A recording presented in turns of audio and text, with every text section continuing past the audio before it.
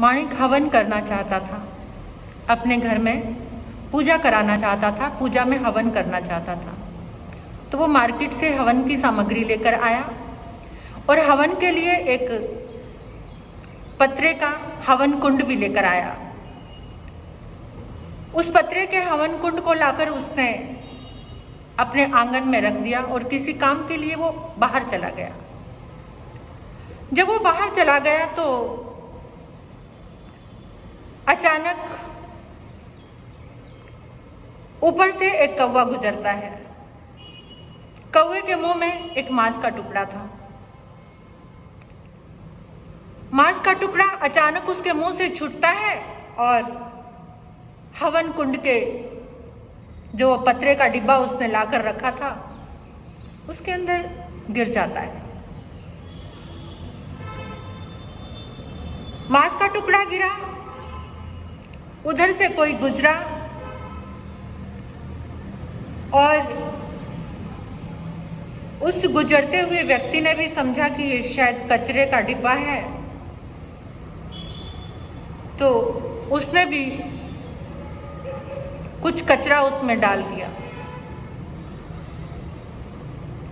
और कोई पास से निकला,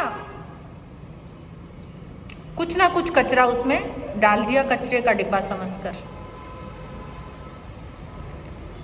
ऐसे करते करते वो पत्रे का जो डिब्बा था वो कचरे से भर गया। और देखिए गजब की बात तो तब हुई कि जिस समय माणिक भी भोजन करने के बाद टिश्यू पेपर से अपने हाथ पोंछे और उस हवन कुंड के लिए जो डिब्बा लेकर आया था उसे कचरे का डिब्बा समझकर, कचरा पेटी समझकर उसने टिश्यू पेपर उसमें डाल दिया। अपने उद्देश्य को वो भूल गया, जिस उद्देश्य के लिए वो डिब्बे को लेकर आया था हवन कुंड के लिए, लेकिन उसी डिब्बे को उसने भी कचरे का डिब्बा बना दिया।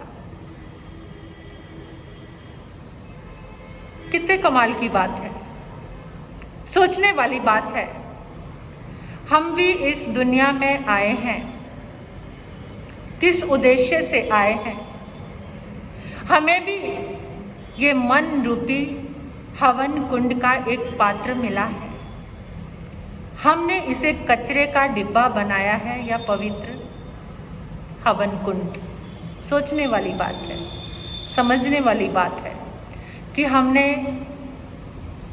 इस मन के डिब्बे में क्रोध डाला है, क्रोध का कचरा डाला है, अहंकार का कचरा डाला है, या फिर इस हवन कुंड के डिब्बे में बहुत सारा कचरा डाल दिया हमने।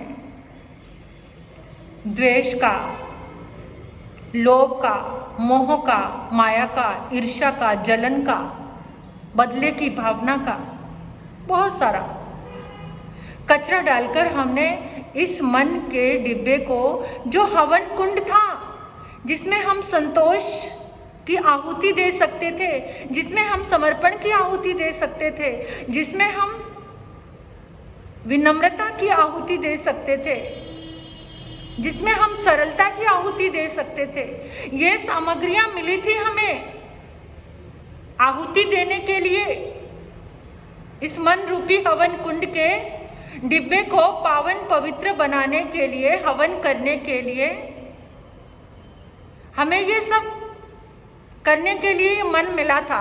क्योंकि हम इस धरती पर आए तो बहुत बड़ी शक्ति लेकर आए, इस मन की शक्ति।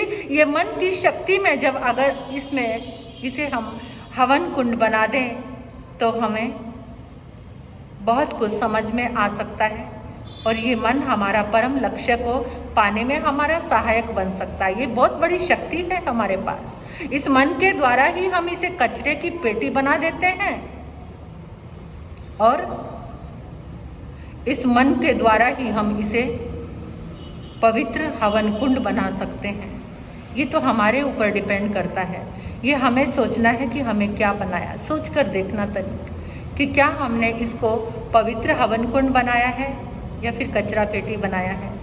अगर ये मन का विज्ञान है, अगर मन का विज्ञान समझ आ जाए ना कि हमारा मन विज्ञान से जुड़ा हुआ है, एक गहरी साइंस के साथ हमारा मन जुड़ा हुआ है और इस मन को जब हम अच्छे से समझ जाएंगे तो इसे हवन कुंड बनने में देर नहीं लगेगी। ये हवन कुंड जरूर बन जाएगा।